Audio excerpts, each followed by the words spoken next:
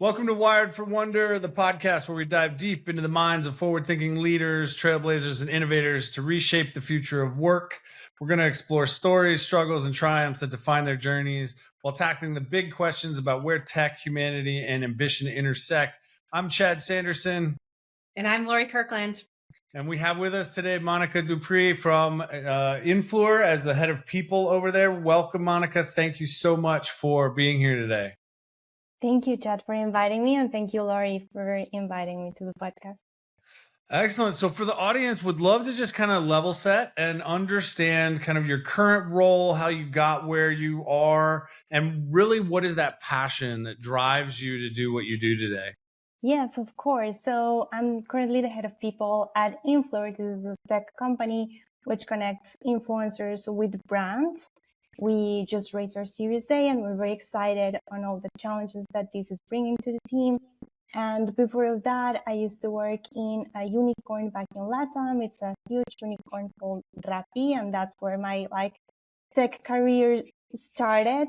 Before that, I was a lawyer, so I have so many changes in my career.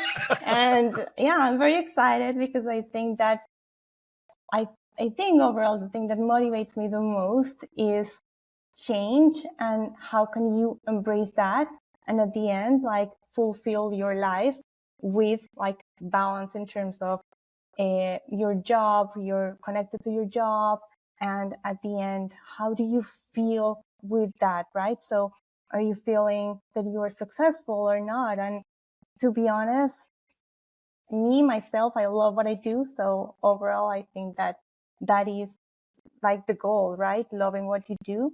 So, yeah. And that's amazing to hear. And I love that you're passionate about change, because if we think about what humans are wired for, we are really adaptive machines. Like our human operating system and kind of our patterns of how we get through life is actually embracing the change of all the environmental situations. So I love that you're passionate about that, because change seems like it can be scary to a lot of people, especially in the workplace, right? People don't like to rattle cages, so to speak. But if you were to look back and think about what was the greatest lesson that you've learned, or one thing that you would do differently, how would you, help the audience just to understand, right? What change, what you've learned through the changes in your career? Of course. So I think that I've had so many different changes in my life.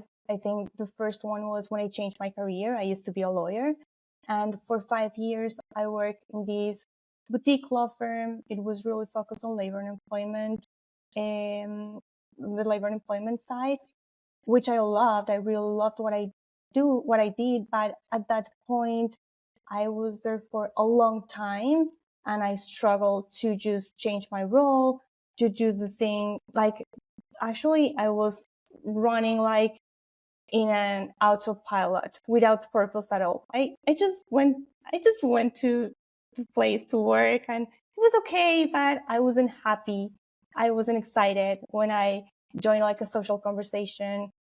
I was in the center of attention. It was really, it was just a job, and that's it. But after I decided to change my career and I joined this tech company, everything started changing. And it was wow, I really like to be here. Sometimes I hate it, but I like to be here. This is amazing. They're doing something great. I'm connecting with the purpose of the company. I'm connecting with what they're doing. I'm connecting with the founders. I'm connecting with the whole team. I really like it here.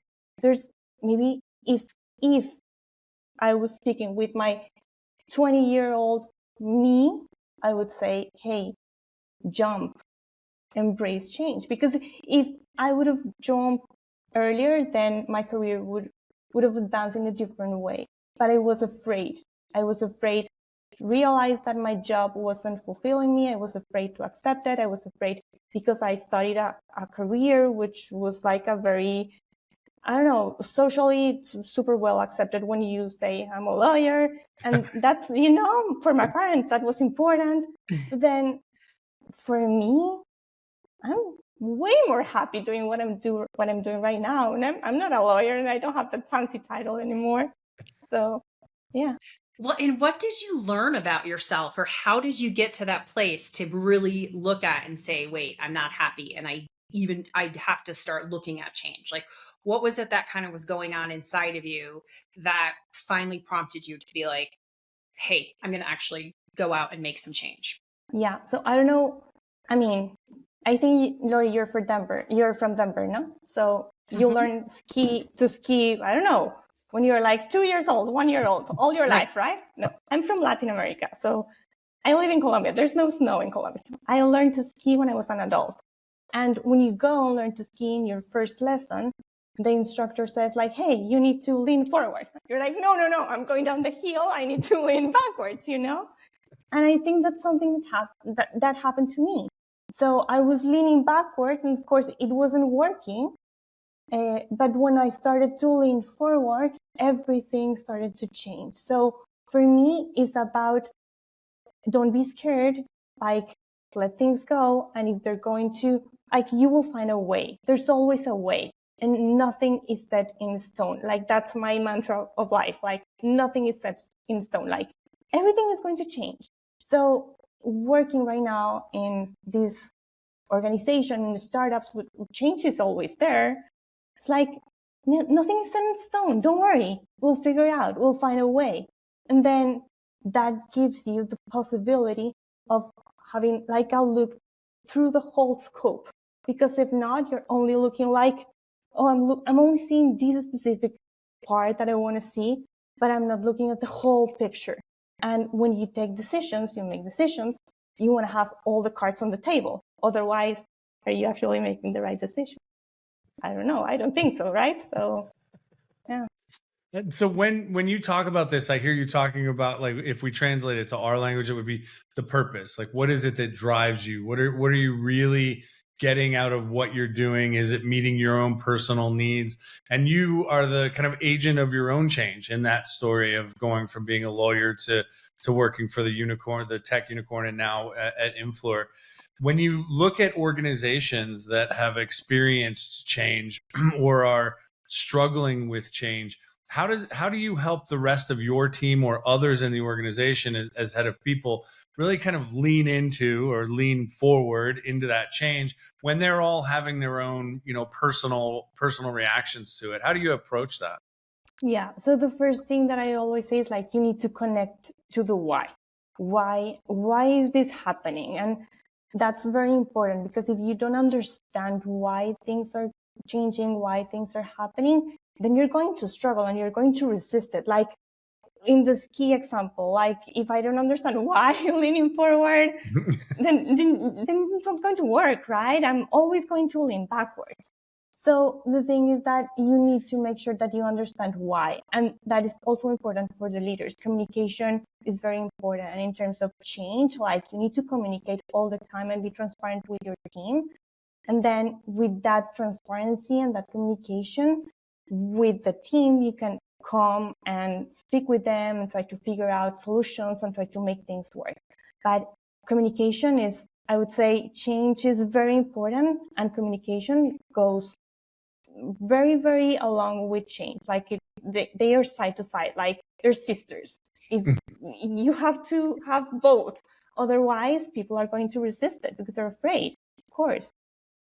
I think you highlighted something there that's really interesting. Is one, it's communication from your point of view, right? Sometimes you have to say the same thing over and over. You feel like you are, but it lands differently for different people. And then you also called out how you had to connect the why for yourself. And I think if we really look at kind of biologically or neurologically how we're set up as humans, right? We are actually have a gut instinct, a drive, or soul's purpose, what our essence, whatever you want to call it, that is always running, right? Since the day we were born till the day we were die. There's your internal compass, right? And from a biological standpoint, you get reactions and emotions in the workplace or in the personal life, in your personal life, as signals that are saying, hey, you're on track or you're not. Right? Like, ooh, go forward. I mean, emotions are very simple things. They're like, go forward or stop. Right? And it's the combination of all of those that tell us, hey, are we moving forward towards what where our compass wants to take us. So I liked your part and your tip about connecting the why to yourself, because we live in a society, right, where a lot of people, there's hierarchy and there's direction, but there hasn't been space in the workplace for everybody to take the time to do that. And as we embrace or step into the change, it's going to be each person being accountable for figuring out their own why and their own purpose, and making that connection to the bigger organizational goal that will then help create, it'll help reduce the emotions of stress, overcapacity, and tension, and instead invite in the emotions of ease, of lightness, right, of simplicity that you were just sharing in your change.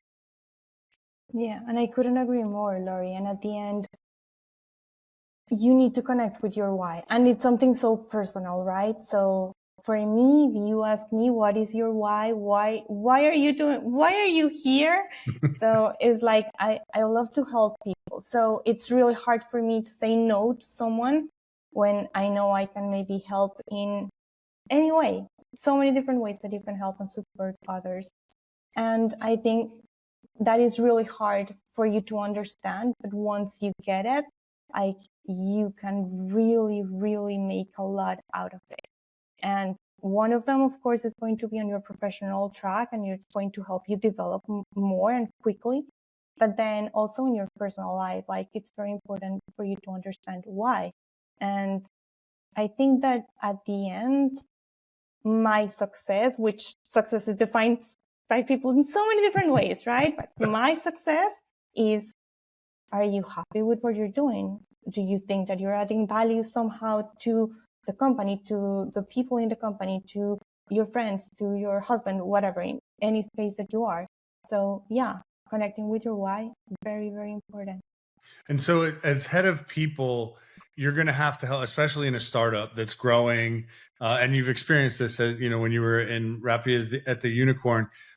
There's your own reaction to change. There's the reaction to change that each other individual on the team will have. Some of that change is put in place because of the organization growing and evolving and things like that. And other changes are industry based or trend based. And I'm curious from your perspective, when you look at something like, let's say, AI and its influx across everything at this point, people have different reactions to it, right? They have different initial reactions, and then even over time that can change. That's actually very similar to the stages of grief that people go through when they're dealing with change. How as head of people, are you helping the organization navigate the individual reactions, the team reactions, the company reactions to this wave of change that AI is pushing forward? Yeah, I think that in a startup, in a tech company, you have one asset in your favor, which is that people love technology.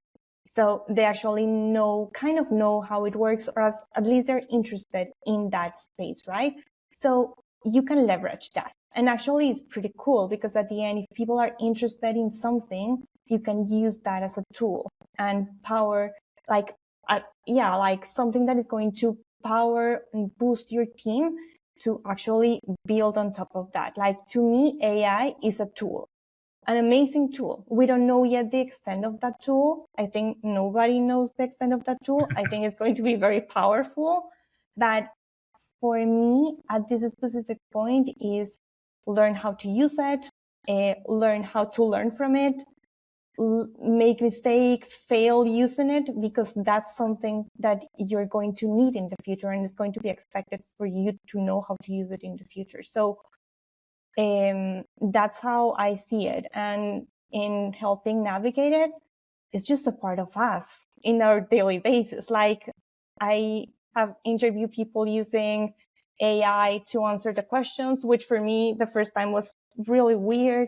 I have asked people to do business cases, and they present in interviews, and they present the decks using AI. So AI is there. I mean, you want to see it or you don't, but it's there everywhere in every single stage of the process when you interview people, but also the people in your team. You're using ChatGPT or DeepSeek or whatever tool to solve. We even pay for Copilot so coders can use it, right? So it's a tool. We want to learn how to use it in the right way. It is a dangerous tool as well. So for me, is how do you make sure that people are using it, one, in the right way, they're adding value in it, they're not copying anything or, like, I don't know, using sensitive information or something like that. But yeah, people need to learn how to use it. And that is going to, I think that when you learn a little bit more about it, it becomes a little bit less scary. So I couldn't agree with you yeah. more. I feel like the fear that people have is around a lot of the unknowns. We're at a crazy place where AI is changing the workplace. After the pandemic, we already saw a big workplace shift, but it hasn't really settled out into what is the future of work going to look like, right? But I agree with you that I think AI is a tool in that we don't have to worry about the machines taking over yet, right? And instead, we have this amazing opportunity to like actually use all of these change as a point in time to make an impact and use AI for good, right? What's something great that we can do for humanity? And how can we get companies to be thinking about how can I look at something bigger rather than only profitability and efficiency? So if I think about that, right, my immediate thought goes to like, oh, the future of work. What are some people problems that you see that might be ripe for disruption as we're making changes anyways, right? What do you think are some areas that are, reoccurring people problems that you may not have you don't have to have the answer to, but you just see like this would be great if we as humanity could solve this in the corporate workplace? Yeah. So I think that right now we're facing a lot of changes in the workplace. So you said it before, after COVID, everything started to change, but to really change and like disrupt everything that we've been experiencing before. And I think that is not going to stop. That is going to be even more strong in the next years. So like at this point, I would say that there are two things that are coming very strong. One of them is and this is something I listened to George Person last week in a podcast that he did, which was more about the super worker. And I think that's a great concept. So how can we make sure that we have maybe less people, but more productive people? We need to really understand how to measure productivity and performance of our teams. And honestly, I don't think that performance reviews, how I know there has been some disrupt there, but there's a long way to go. So I would say that one is critical. And then also in terms of people departments or HR departments, analytics is like there. It has to be there. It has to be the nature of us. So if I remember my first decks when I joined as head of people here at Influur, there were way more words. My last decks are way more data numbers.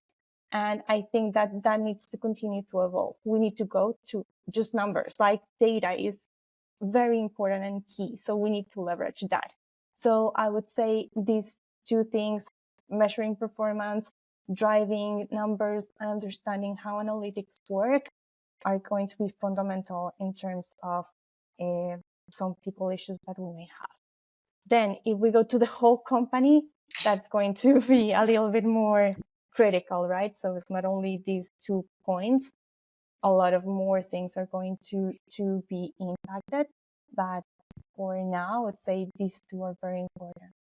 And so you've got, when you look at kind of the skill set of people, from coders to marketers to salespeople to whatever it may be, AI comes in, it's driving automation, it's driving efficiency, and you see a change in the amount of time that individuals are spending on, let's say, relational tasks where I'm interacting with team members or clients, or in your case, maybe even the influencers themselves. Yeah. And so when you as a head of people are looking at the ideal skill set for new additions to the team, have you noticed at all that the profile or the skill set that you're looking for seems to be moving a little as more of the transactional tasks get automated? And if so, how's that showing up as you evaluate new members of the Influur team?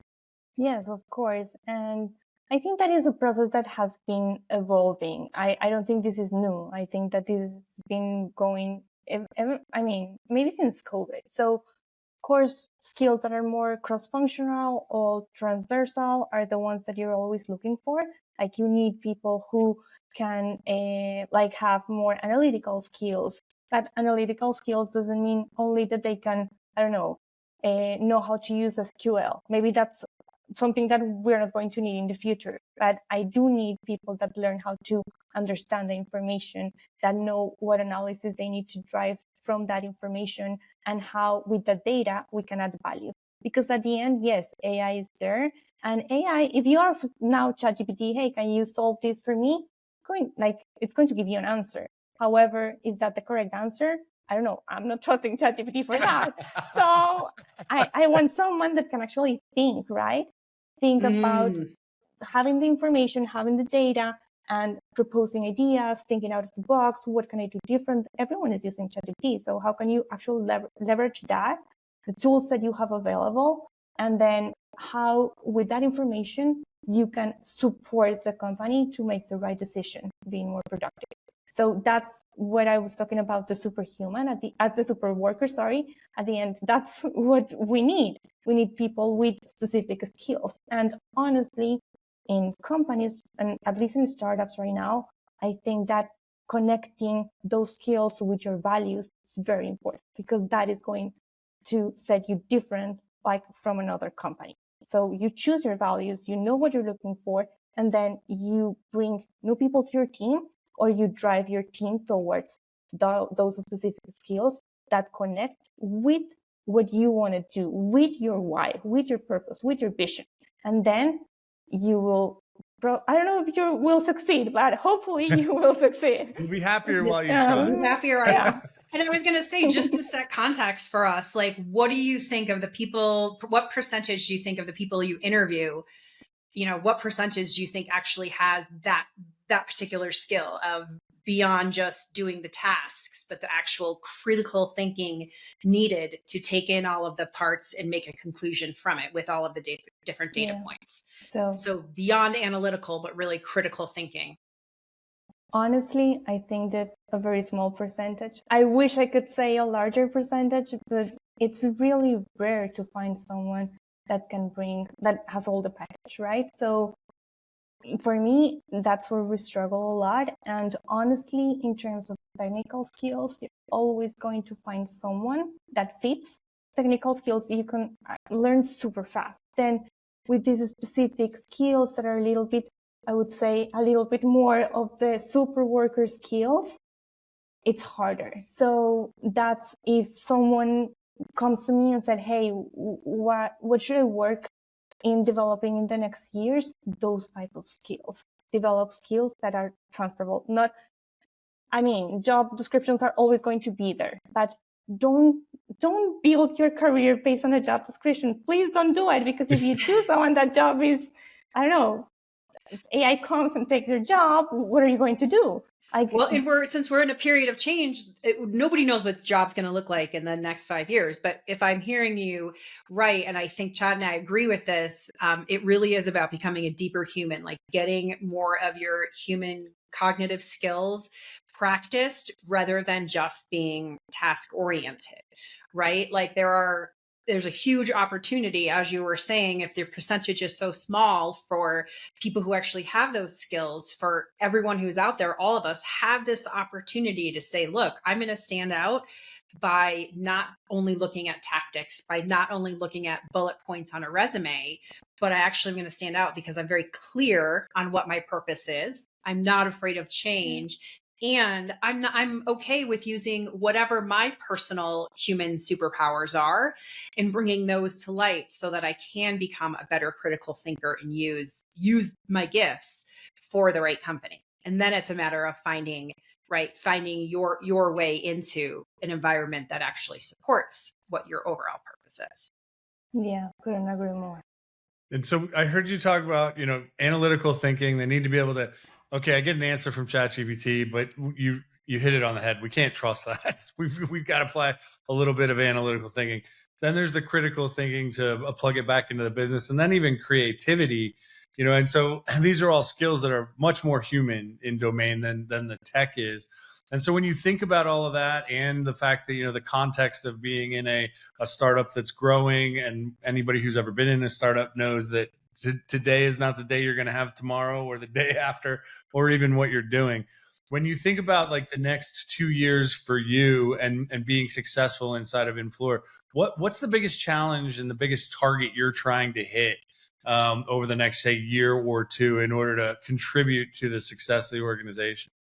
Yeah, so I would say building actually this super worker culture and making sure that the talent have the skills that we need to go through all of the goals that we need to achieve. Because of course in startups, goals are very, very, very challenging, right? So the goals are here and you need to make sure to get to those goals. But what are we as an organization going to have that is going to make us a little bit different and think a little bit different than other startups that can actually make us achieve those goals? And honestly, I think that is way more on developing these skills that we've been talking about, making sure that people learn more, learn how to use them, develop them, and then we can actually make sure that we use all the tools that we have that are amazing tools and get to the goals that we want to achieve. And so when you think about hiring those people and you're looking for the ones that have those critical thinking skills, analytical thinking, creativity, as you said, it's a small pool. So interviewing is always tough, right? Like, because people should be able to hopefully represent themselves well and get a job. And I can't remember the exact stat, but it's something like even the best hiring managers only ever hit 50% success rate. So, and that then of course creates drag on the organization. And so when it comes to finding those people, do you think it would be easier to find the people that have those skills, or find the people that you think have the mindset that could be enabled or coached or uplifted or upskilled to achieve those results, right? The difference between finding it versus the mindset to build it. From your perspective as a head of people, love to understand how you look at that. Yeah, so when we're recruiting, honestly, we always look for this growth mindset, people that can learn. If you cannot learn, you're not in for startup. At least in my, I mean, you're going to fail. I don't know that there's a true statement that's ever been made. Yeah. So yeah, we need to find people that can learn how to develop. We're not going to find the ideal candidate, because at the end, startups usually have limited resources. You're not going to be the person who is going to pay the most to that specific profile. And I mean, this is not rocket science. I'm not inventing rocket science. A lot of people are looking for these skills, right? So these people are going to have different options. But when you find people that have potential, and that's why usually what I love to do is hiring by potential. I hire people that potentially can develop these skills, right? And at least they want to learn a lot. They want to be here. They have like this energy and this drive that is going to actually make us get to the goals that we want to achieve. We need that energy. If we don't have that, then unfortunately that person is not going to cut it into our organization. We need people that actually want the challenge. And usually the people who want the challenge the most, they fail a lot, which is fine, because in startups we fail a lot, but they learn a lot and they want to learn and they want to continue building on top of that. So that's the kind of people that I always go to. Technical skills, you can learn, you can develop some of these skills. But then if you don't want to learn, if you're afraid of change, if you have like a fixed mindset, it's not going to work for us. It might work for other people though, but for other companies, but not for startups at least. That's really interesting. I love, it's interesting how you are kind of weaving in the desire to learn that actually almost ties back to the drive for change that you talked about earlier. And I would say it's not only in startups. I just came from a Fortune 500 for the last 5 years, and it was the same way. It was the people who were willing to look and go beyond that found themselves able to move up faster or move through kind of some of the processes at a accelerated speed. But it's really interesting because then at the same time, so much of the workplace is about activity and standardization and processes. And in order to do your work, you have to do this, this, this, this, and this. So there's this like dichotomy that we have to hold as potential, right? Our potential future selves of you have to still keep learning for yourself because it feels good. If you follow what you like and learn, you're going to probably grow more of the human skills that you need. And then in addition, what you're saying, Monica, is that companies are also looking for that. And I know that having been a hiring manager, that I agree. I love your idea. We're hiring for potential, not for, it's more about the adaptive mindset than it is the actual technical skills that somebody has. So if you think about that, and we, we again kind of just acknowledge that we're in a time of change. What is something that you value that you wish would become present in the future workplace that could really benefit humanity? More flexibility. And I know you're talking about processes, you're talking about, but honestly, I think that of course processes are important. Don't get me wrong, but you need a little bit more of flexibility in some sort of things, right? To make sure that you can actually hit that potential that you want to hit, because perfection, unfortunately, it doesn't exist.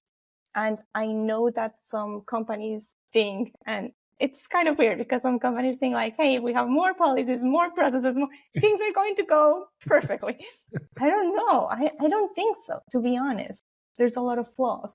So for me, it's more about flexibility, and flexibility in all the way, like in terms of structure. So can we be a little bit more flexible in terms of processes, in terms of people, in terms of leadership? Like flexibility, it's one of the things that is very important, at least for me. And maybe that's why I love working in early stage startups, because it's so flexible and you actually can do so many stuff. But I don't know if it's just me or everyone would agree on that, but we have flexibility. Yeah. And yeah, probably one of the most important skills for anyone to have. Yeah, and it applies everywhere, right? Yeah. It applies not just to the process, but to the leadership mindset, the team mindset you have internally, the people that you're looking for. Do they have that agility to respond positively, or at least in a positive direction, to change? And then, of course, the influx of all of the changes from tech. And so in 2 sentences or less, think into the future, like cast your gaze into the future. And I know that's hard to do because everything's changing so fast, but let's say 2 years, maybe 3. Put on that creative thinking hat. If you had 2 sentences to describe what you hope the future of work looks like in 2 years as a result of, changing social dynamics and the influx of AI and stuff, how would you summarize in 2 sentences what that ideal vision would be for you? Yeah, I would put it like a learning space where you can actually thrive, learn, of course, because it's a learning space, and achieve results and grow. So for me, it's all about a learning space. Maybe it's just it's 2 words. I don't know. No, yeah. And that's great. So like when you talk about a learning space, right, that there's a lot that's in that. There's a lot to unpack. There's the safety element of, in a learning environment, giving people the space to fail, remove that fear of failure, as long as they have the mindset to take that failure, learn from it, evolve, and move on. I think it's very powerful. I think it's a very powerful statement. And so thank you for that. Lastly, the last question for us would be the top 3 skills. I think I know what you're going to say because you hit on some of them, but if you were to tell people that were listening, these are the 3 skills you really should work on in order to be successful today and moving forward in your career, what would those 3 top skills be for you? Okay, so for me, it will be make sure that you have these analytical decision-making skills that are going to set you apart from others that are not capable of making the decisions that you are, including AI and other tools and versus other people as well. The second one will be flexible. So I said it before, very important. And then the third one would be more towards learning. Always have like this broad mindset in which you can actually learn and be open for that learning experience. I mean, change comes every single day. You're going to face changes in your professional and your personal life, right? So how can you actually make sure that you make the most out of it? Because as I said at the beginning, like nothing is set in stone. So everything is going to change. Learn from it. Awesome. I love that. Thank you so much, Monica. I really appreciate you taking the time to be with us. Time and attention are two of the assets we never get back. So we're very grateful for you being willing to share your insights with us. If somebody's listening and they want to know more about you or Influur, where would you like us to send them? Sure. So LinkedIn and the webpage, I'll share all the details with you. And yeah, happy to connect with everyone who is interested in. Awesome. Well, thank you again so much for being on the show. Lori, anything before we wrap up and head on out? I just really want to say thank you again, but I'm really excited about how so many opportunities that you talked about for people to be them better selves is what I heard a lot of embrace yourself a little bit more as change happens and embrace the skills that you like. And that's going to help you stand out in a marketplace, right? Where you're competing with tons of other people. So making yourself happy is going to actually make the company happy as well. Yeah. Awesome. Thank you both so much. Thank you, audience, for listening. We'll see you next time. Thank you. Bye.